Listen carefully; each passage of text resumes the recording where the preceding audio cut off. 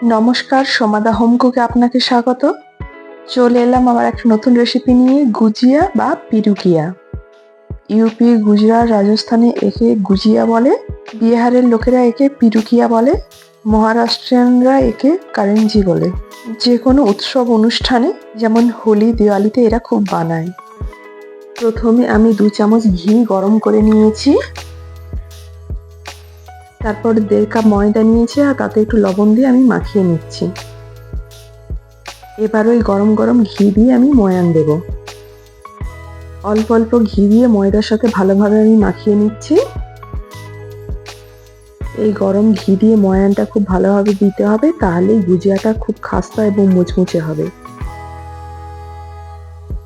আমার এই টিপসগুলো যদি আপনারা ফলো করেন তাহলে দেখবেন গুজিয়াটা একদম পারফেক্ট হয়েছে।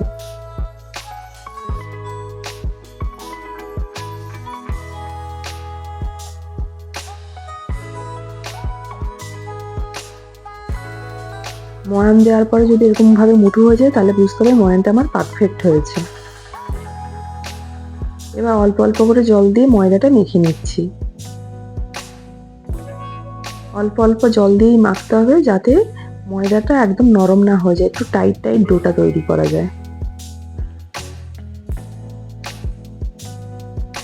এবার অল্প একটু ঘি দিয়ে শেষে ডোটা মেখে নিচ্ছি, যাতে ডোটা ড্রাই না হয়ে যায়। তারপর ভেজা একটা রুমাল দিয়ে 30 মিনিটসের মতো ঢেকে রেখে দিচ্ছি। আর দেখো 2 চামচ থেকে এতটা ঘি আমার বেশি হয়েছে। এবার আমি পুরটা বানিয়ে নেব। প্রথমে আমি বড় চামচের মতো 1 চামচ পোস্ত নিয়ে এটাকে ড্রাই রোস্ট করে নিয়েছি।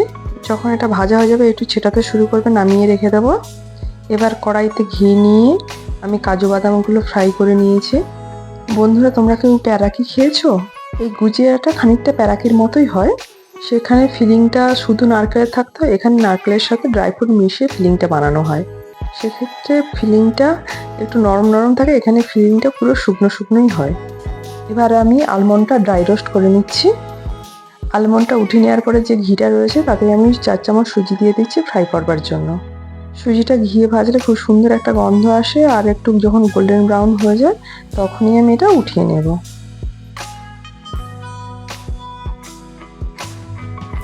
আবারও আমি 1 চামচের মতো ঘি নিয়ে নিচ্ছি। ঘিটা গরম হয়ে যাওয়ার পরে নারকেল কুড়ো দিয়ে দিচ্ছি। আমি এখানে নর্মাল নারকেল ব্যবহার করেছি, অ্যাকচুয়ালি এখানে ড্রাই কোকোনাট ইউজ করা হয়।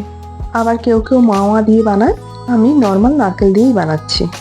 তারপর মিষ্টির জন্য পরিমাণ মতো গুড় দিয়ে দিচ্ছি। ভালোভাবে নারকেলের সাথে গুড়টা মাখিয়ে নিচ্ছি। এরপর পুরটাকে শুকনো করবার জন্য আমি 2 চামচের মতো গুঁড়ো দুধ দিয়ে দিচ্ছি। নেড়ে চেড়ে ভালো করে গুঁড়ো দুধটা মাখিয়ে নিচ্ছি। যে কাজুটা ভেজে রেখেছিলাম সেই কাজুটা কুচি কুচি করে কেটে নিচ্ছি। আপনারা চাইলে হালকা করে মিক্সিতে ঘুরিয়েও নিতে পারেন। আর ভেজে রাখা আলমন্ডগুলোও আমি কেটে নিচ্ছি। আমি ছুরির সাহায্যে যতটা পেরেছি কুচি কুচি করে কেটে নিয়েছি। এই বাটিতে ভেজে রাখা পোস্ত, সুজি, কাজু আর আলমন্ড কুচিটা আছে। এবার এটা আমি কড়াইয়ের মধ্যে ঢেলে দিচ্ছি, ঢেলে ভালোভাবে মিক্সড করে নেব। এবার আমি এলাচের গুঁড়ো দিয়ে দিচ্ছি, আর দিয়ে দিচ্ছি একটু জায়ফল, অল্প একটু গ্রেট করে আমি দিয়ে দিচ্ছি। এবার মিশ্রণটা ভালোভাবে মাখিয়ে নেব।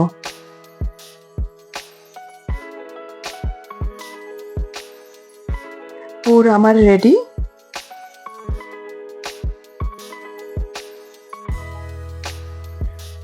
আবার একটু ডোটা ভালোভাবে মুথে লুচির মতো ছোট ছোট পিস করে কেটে নিচ্ছি।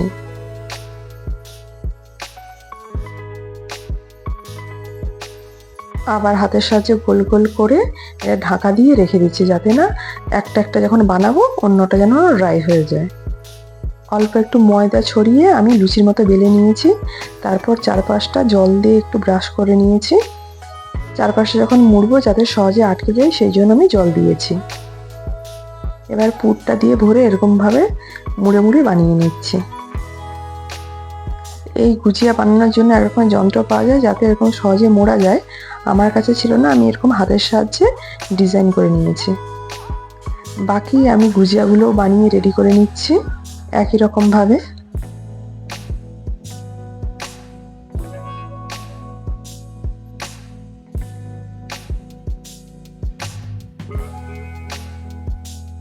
বাকি গুজিয়াগুলো বানিয়ে রেডি করে নিয়েছি।